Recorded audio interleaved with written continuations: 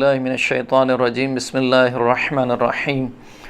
الحمدللہ رب العالمین والصلاة والسلام علی محمد وعلی آلہ الطیبین الطاہرین المعصومین واللعنۃ الدائمۃ علی اعدائہم اجمعین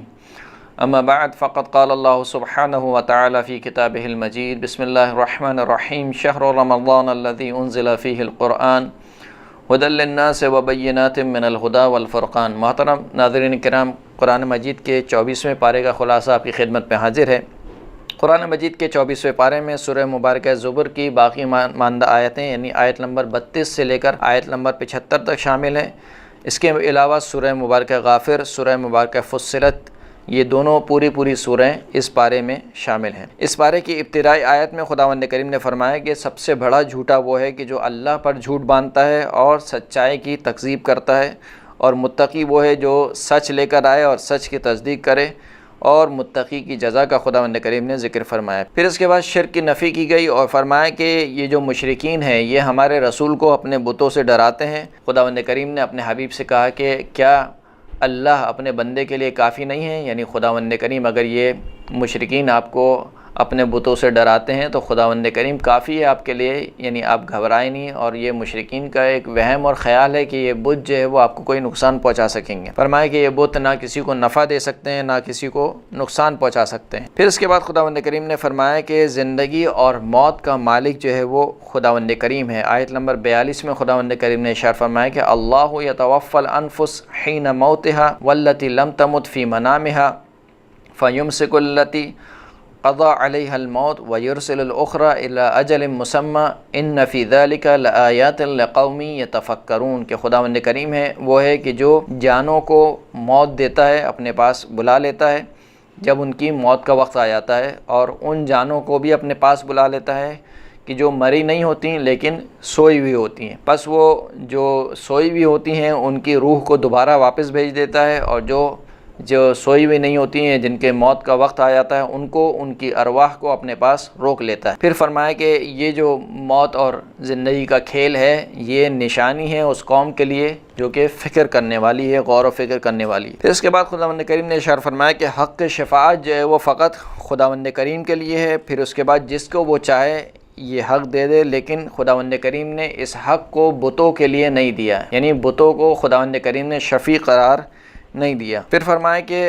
ہم مشرکین کو ایسے عذاب میں مبتلا کریں گے کہ قیامت کے دن وہ چاہیں گے کہ زمین اور پوری روئے زمین پر جو کچھ ہے وہ سب کا سب اس عذاب کے بدلے جو ہے وہ خداوند کریم کی بارگاہ میں فدیے کے طور پر دے دیں، اور کہیں کہ ہم سب کا سب جو ہے وہ جو کچھ زمین پر ہے اور جو کچھ روئے زمین پر ہے وہ سب کا سب فدیے کے طور پر دیتے ہیں، ہمارے عذاب کو ٹال دے۔ تو اس وقت خداوند کریم تب بھی ان کے عذاب کو نہیں ٹالے گا۔ پھر اس کے بعد خداوند کریم نے ذکر فرمایا کہ یہ مشرکین وہ ہیں جن کے عذاب کا بھی تذکرہ ہوا۔ یہ مشرکین وہ ہیں کہ جب ایک خدا کا ذکر کیا جاتا ہے تو ان کے چہرے بگڑ جاتے ہیں، اور جب ان کے شرکاء کا ذکر کیا جاتا ہے یعنی جن کو یہ اللہ کے ساتھ شریک قرار دیتے ہیں تو یہ بالکل خوش و خرم ہو جاتے ہیں۔ پھر فرمایا کہ جب کسی مصیبت میں گرفتار ہوتا ہے انسان تو مخلصانہ اللہ کو پکارتا ہے، اور جب اللہ اسے نعمت دے دیتا ہے تو یہ کہتا ہے تو یہ تو میرے اپنے علم کے بلبوتے پر مجھے ملا ہے، یعنی جب مصیبت میں گرفتار ہوتا ہے تو اللہ کی بارگاہ میں رجوع کرتا ہے، اور جب اللہ نعمت دے دیتا ہے تو تکبر کرنے لگتا ہے اور سمجھتا ہے کہ جو کچھ ہے وہ میں ہوں، میرے علاوہ کچھ نہیں ہے، میرے علم کی بنیاد پر یہ مجھے دیا گیا ہے۔ پھر اس کے بعد خداوند کریم نے بیان فرمایا کہ رزق کو وسعت دینا اور رزق کو تنگ کرنا یہ اللہ کے دست قدرت میں ہے۔ رزق کی ذمہ داری جو ہے وہ اللہ نے اپنے سبت رکھی ہے۔ اور پھر آیت نمبر 53 میں خداوند کریم نے اپنے بندوں میں کسی کو استثناء نہیں کیا، چاہے وہ کافر ہو، چاہے وہ مشرک ہو، چاہے وہ مسلمان ہو، ہر بندے کو کہا کہ دیکھو اللہ کی رحمت سے مایوس نہ ہو۔ فرمایا کہ قل یا عبادی الذین اسرفوا علی انفسہم لا تقنطوا من رحمت اللہ ان اللہ یغفر الذنوب جمیعا انہ هو الغفور الرحیم۔ اے حبیب کہہ دیجئے کہ اے میرے وہ بندوں کہ جنہوں نے اپنے نفسوں پر ظلم کر لیا ہے، یعنی گناہ کے مرتکب ہوئے ہیں، ان سے کہہ دو کہ اللہ کی رحمت سے مایوس نہ ہو۔ خداوند کریم بخشنے والا ہے تمام گناہوں کو، اور وہ خداوند کریم بہت زیادہ بخشنے والا ہے اور بہت زیادہ رحم کرنے والا ہے۔ اس کے بعد خداوند کریم نے ان لوگوں کا تذکرہ کیا کہ جو اللہ پر جھوٹ باندھتے ہیں۔ فرمایا کہ جو شخص بھی اللہ پر جھوٹ باندھتا ہے قیامت کے دن اس کا چہرہ سیاہ ہوگا۔ اور اس کے بعد خداوند کریم نے توحید کو بیان کیا اور شرک کی بھرپور انداز میں مذمت ہوئی، یہاں تک کہ آیت نمبر 65 میں خداوند کریم نے ارشاد فرمایا کہ وَلَقَدْ أُوحِيَ إِلَيْكَ وَإِلَى الَّذِينَ مِن قَبْلِكَ لَئِنْ أَشْرَكْتَ لَيَحْبِطَنَّ عَمَلُكَ وَلَتَكُونَنَّ مِنَ الْخَاسِرِينَ۔ اے حبیب، بے تحقیق آپ کی طرف وحی کر دی گئی اور ان لوگوں کی طرف بھی وحی کی جو آپ سے پہلے تھے۔ لَئِنْ أَشْرَكْتَ، اب یہ خداوند کریم اپنے حبیب سے مخاطب ہے، یعنی وہ حبیب جو کہ اشرف المخلوقات ہے، یعنی اشرف المخلوقات سے مراد ان تمام کائنات میں جو سب سے بافضیلت ترین اور باشرافت ترین ہستی ہے وہ رسول اللہ صلی اللہ علیہ وآلہ وسلم کی ذات گرامی ہے۔ ان کو مخاطب کر کے خداوند کریم کہہ رہا ہے کہ اے حبیب، اگر آپ نے اللہ کے ساتھ شریک قرار دیا کسی کو، نعوذ باللہ، اگرچہ کہ محال ہے، ہو نہیں سکتا ہے، لیکن دوسرے انسانوں کو سمجھانے کے لیے کہ دیکھو شرک اللہ کو اس قدر ناپسند ہے کہ اگر ہمارا محبوب بھی یہ کام کرے تو ہم کیا کریں گے؟ لَيَحْبَطَنَّ عَمَلُكَ، خداوند کریم آپ کے عمل کو ضائع کر دے گا، وَلَتَكُونَنَّ مِنَ الْخَاسِرِينَ، اور آپ خسارہ اٹھانے والوں میں سے ہو جائیں گے۔ تو اگرچہ کہ رسول اللہ کی ذات سے بہت محال ہے کہ رسول اللہ خدا کے ساتھ کسی کو شریک قرار دیں، لیکن دوسرے انسانوں کو سمجھانے کے لیے رسول اللہ کی مثال دی گئی کہ دیکھو اگر یہ ہمارا حبیب بھی شرک کرے گا تو اس کے ساتھ ہم یہ کام کریں گے، تو جب ہم اپنے حبیب کو نہیں بخشیں گے شرک کے معاملے میں تو تم تو کس کھیت کی مولی ہو۔ اس کے بعد سور پھونکے جانے کا تذکرہ ہوا اور روز قیامت کے حالات خداوند کریم نے ذکر فرمائے اور کافروں کی سزا اور متقین کی جزا کا ذکر ہوا، اور یوں اس طریقے سے سورہ مبارکہ زمر یہاں پر اختتام پذیر ہوئی۔ اس کے بعد کی جو اگلی سورہ ہے وہ سورہ مبارکہ غافر ہے کہ جس کی کل 85 آیات ہیں۔ اس کی ابتدائی آیت میں خداوند کریم نے فرمایا کہ خداوند کریم گناہوں کو بخشنے والا ہے اور وہی توبہ کو قبول بھی کرنے والا ہے، لیکن جہاں پر خداوند کریم گناہ کو بخشنے والا ہے، توبہ کو قبول کرنے والا ہے، وہیں پر خداوند کریم شدید عقاب اور شدید عذاب دینے والا بھی ہے، یعنی رحمت اور جسے کہنا چاہیے غضب کو خداوند کریم نے بیان فرما دیا کہ کوئی شخص یہ نہ سمجھے کہ خدا تو رحیم ہے، کریم ہے، انشاءاللہ میرے گناہ کو بخش دے گا اور پھر وہ اپنے پورے نام اعمال کو گناہ سے بھر دے، ایسا بھی نہ ہو۔ اور ایسا بھی نہ ہو کہ انسان خوف کے مارے اللہ سے نا امید ہو جائے کہ اب تو میرے اتنے گناہ ہو گئے، اب کیسے میرے یہ گناہ بخشے جائیں گے۔ تو خداوند کریم نے اپنے بندے کو خوف اور امید کے درمیان رکھا ہے، ایک طرف سے اپنے عذاب سے ڈرایا بھی ہے اور دوسری جانب سے اپنی رحمت کی نوید بھی سنائی ہے کہ دیکھو اگر خدا نخواستہ کسی سے کوئی گناہ ہو گیا ہے تو خداوند کریم توبہ کو قبول کرنے والا ہے، خداوند کریم بخشنے والا ہے۔ وہ یہ نہ سمجھے کہ اب تو مجھ سے یہ گناہ ہو گیا، اب تو میں بخشا ہی نہیں جاؤں گا، اور اس بلبوتے پر وہ اپنی اگلی پوری زندگی کو خراب کر لے، یا مثال کے طور پر خدا کا نافرمان ہو جائے یا خدا کا انکار کرنے لگے۔ تو اس وجہ سے انسان کو خوف اور رجا کے درمیان رکھا گیا ہے۔ اس کے بعد کی آیت میں خداوند کریم نے ذکر کیا کہ یہ کفار اللہ کی آیات میں جھگڑا کرتے ہیں، جیسے کہ جناب نوح علیہ السلام کی قوم نے کیا، پس اللہ نے انہیں عذاب میں گھیر لیا۔ اور اس کے بعد خداوند کریم نے فرمایا کہ ملائکہ مومنین کے لیے استغفار کرتے ہیں، اور ملائکہ جو مومنین کے لیے دعائیں کرتے ہیں ان دعاؤں کا تذکرہ ہوا۔ خداوند کریم ارشاد فرماتا ہے کہ الذین یحملون العرش ومن حولہ یسبحون بحمد ربہم ویؤمنون بہ ویستغفرون للذین آمنوا ربنا وسعت کل شیء رحمۃ وعلما فاغفر للذین تابوا واتبعوا سبیلک وقہم عذاب الجحیم، کہ وہ فرشتے جنہوں نے عرش الہی کو اٹھایا ہوا ہے اور جو عرش الہی کے ارد گرد ہیں، یہ تمام کے تمام فرشتے اللہ کی حمد کے ساتھ، اپنے پروردگار کی حمد کے ساتھ اس کی تسبیح کرتے ہیں اور اس پر ایمان لاتے ہیں، اور ان لوگوں کے لیے استغفار کرتے ہیں جو کہ ایمان لائے اور کہتے ہیں کہ اے پروردگار تیری رحمت اور تیرا علم ہر چیز پر وسیع ہے، ہر چیز پر کو اپنے احاطے میں لیا ہوا ہے، پس تو بخش دے ان لوگوں کو کہ جنہوں نے توبہ کی اور تیرے راستے کی پیروی کی، اور ان کو جہنم کے عذاب سے بچا لے۔ اور پھر اس کے بعد مزید دعائیں ہیں جو فرشتوں کی مومنین کے حق میں ہیں، اس کو خداوند کریم نے ذکر فرمایا کہ اے پروردگار ان مومنین کو جنت میں داخل فرما دے کہ جس کا تو نے ان سے وعدہ کیا ہے، اور جو ان کے آباء و اجداد میں سے اور ان کی زوجات میں سے اور ان کی جو نسلیں ہیں ان میں سے جو صالح بندے ہیں ان کو بھی جنت میں داخل فرما دے۔ اور پھر فرمایا کہ اے پروردگار ان کو برے اعمال سے بچا لے، اور جس کو تو اس دن برے اعمال سے بچا لے پس اس پہ تو نے اپنا رحم و کرم کیا۔ اس کے بعد خداوند کریم نے کفار کے عذاب کا تذکرہ کیا، اور پھر اس کے بعد خداوند کریم نے اپنا تعارف کراتے ہوئے توحید کی نشانیوں کو بیان کیا اور فرمایا کہ اللہ کی مخلصانہ عبادت کی جائے۔ پھر اس کے بعد قیامت کا تذکرہ ہوا اور فرمایا کہ قیامت کے دن کسی پر ظلم نہیں کیا جائے گا، اور قیامت کی ہولناکی کو خداوند کریم نے بیان فرمایا۔ اور اس کے بعد گزشتہ قوموں کا حوالہ دیتے ہوئے خداوند کریم نے ارشاد فرمایا کہ کیا یہ زمین پر چلے پھرے نہیں ہیں کہ اپنے سے پہلی قوموں کا انجام دیکھیں کہ ان کے پاس ہمارے رسول آئے، لیکن ان ساری قوموں نے ہمارے رسولوں کو جھٹلایا اور اس کے نتیجے میں ہمارے عذاب نے ان کو گھیر لیا۔ اس کے بعد خداوند کریم نے فرمایا کہ ہم نے جناب موسیٰ علیہ السلام کو فرعون، قارون اور حامان کی طرف بھیجا واضح نشانیاں دے کر، لیکن وہ یہی کہتے رہے کہ یہ موسیٰ جو ہے وہ جادوگر ہے، اور فرعون نے حضرت موسیٰ علیہ السلام کو قتل کرنے کی دھمکی دی، اور بہانہ یہ بنایا کہ میں اسے کیوں قتل کر رہا ہوں، یعنی جو فرعون کی قوم تھی اس کے سامنے کہا کہ میں اس کو قتل کر دوں گا کیونکہ یہ تمہارے دین کو تبدیل کر رہا ہے اور زمین پر فساد پھیلا رہا ہے۔ پھر اس کے بعد انہی آیات کے ذیل میں مومن آل فرعون کا تذکرہ ہوا کہ جو تقیے کے عالم میں اپنے دین کو جس نے چھپایا ہوا تھا، جو کہ خود فرعون کے دربار میں ایک شخص تھا۔ آیت نمبر 28 میں اس کا بیان ہوا، فرمائے کہ وقال رجل مؤمن من آل فرعون یکتم ایمانہ اتقتلون رجلا ان یقول ربی اللہ وقد جاءکم البینات من ربکم وان یکن کاذبا فعلیہ کذبہ وان یکن صادقا یصبکم بعض الذی یعدکم ان اللہ لا یہدی من ہوا مسرف کذاب۔ کہ وہ شخص جو کہ آل فرعون میں سے مومن تھا وہ بول اٹھا، اور اس نے اپنے ایمان کو چھپایا ہوا تھا، وہ بول اٹھا کہ کیا تم ایک ایسے شخص کو قتل کرنے جا رہے ہو، یعنی جناب موسیٰ کے بارے میں، کہ کیا تم جناب موسیٰ کو قتل کرنے جا رہے ہو کہ وہ کہتا ہے کہ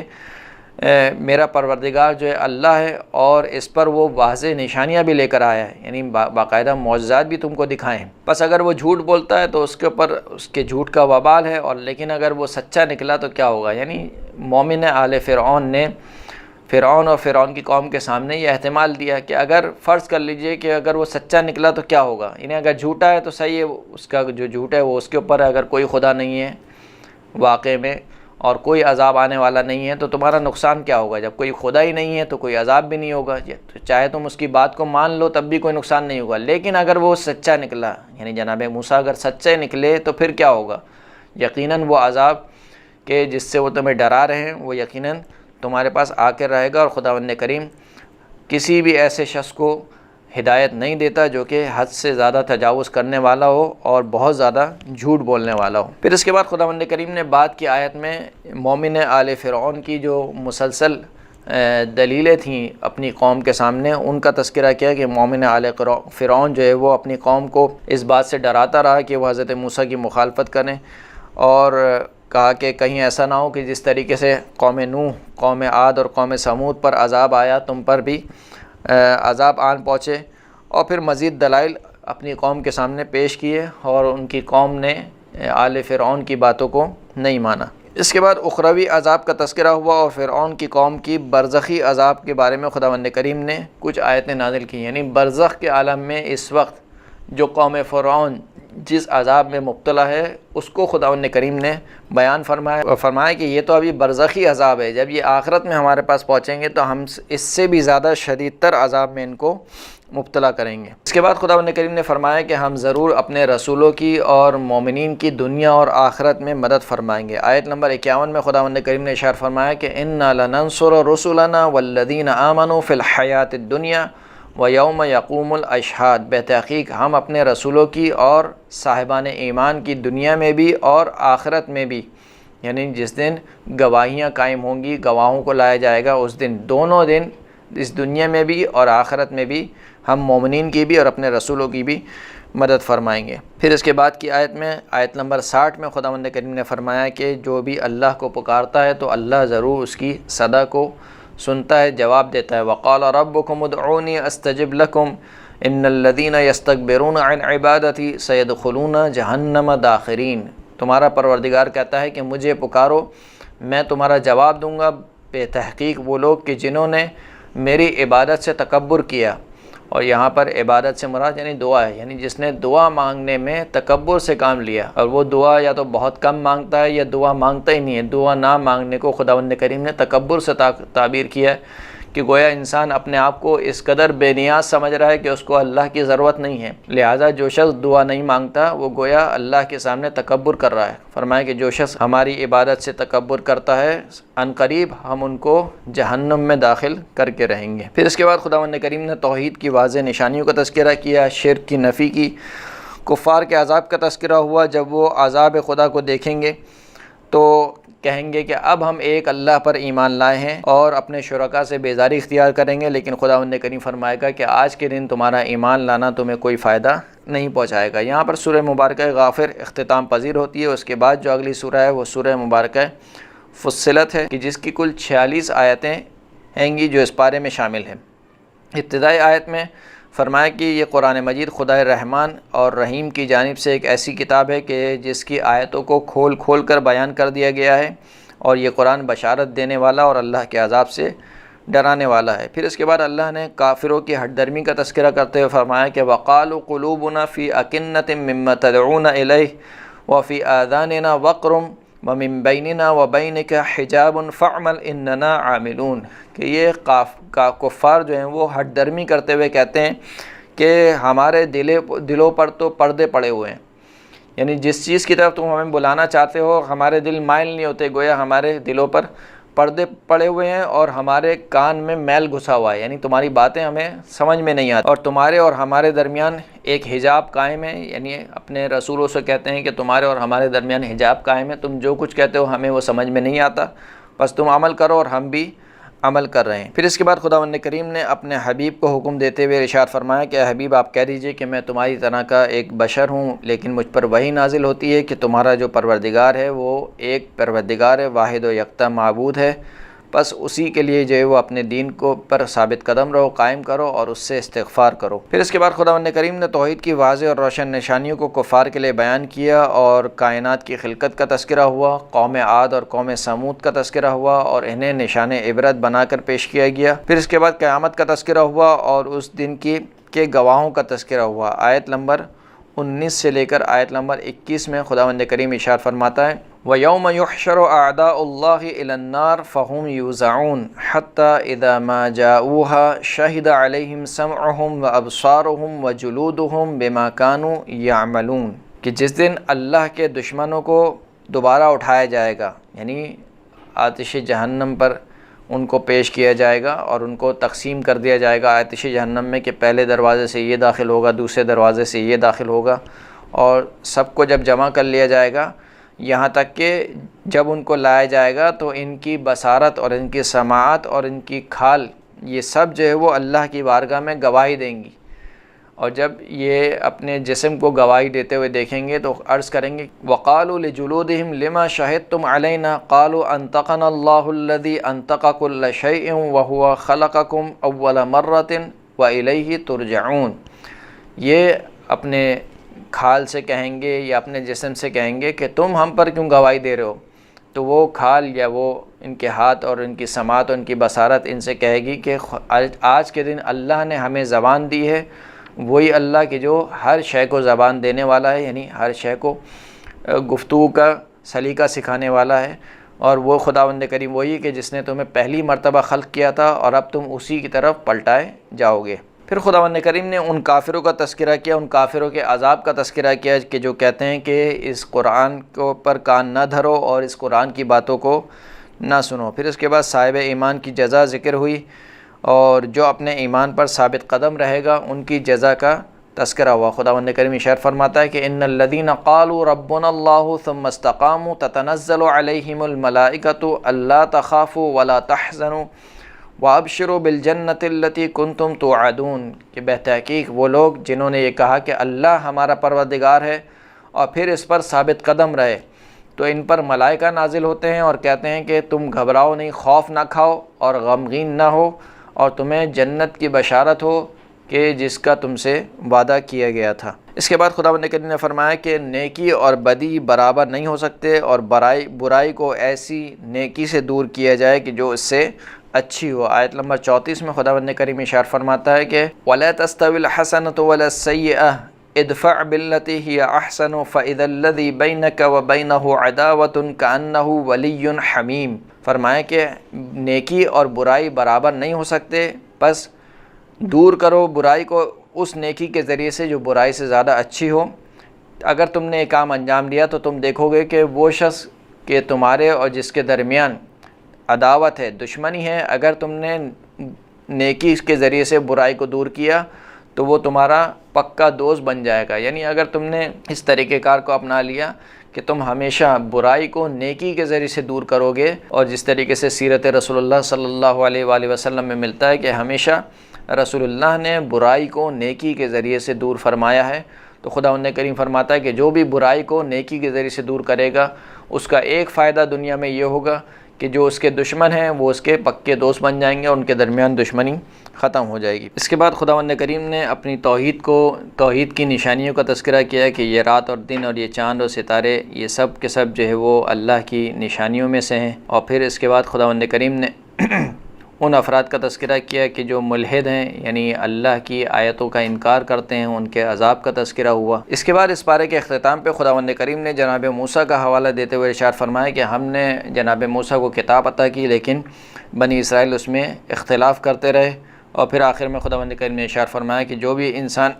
نیک و صالح عمل انجام دیتا ہے وہ خود اس کے اپنے نفع میں ہے، اور اگر کوئی برائی کرتا ہے تو وہ خود اپنے نفس کے نقصان میں برائی کرتا ہے۔ وآخر الدعوانا الحمد للہ رب العالمین۔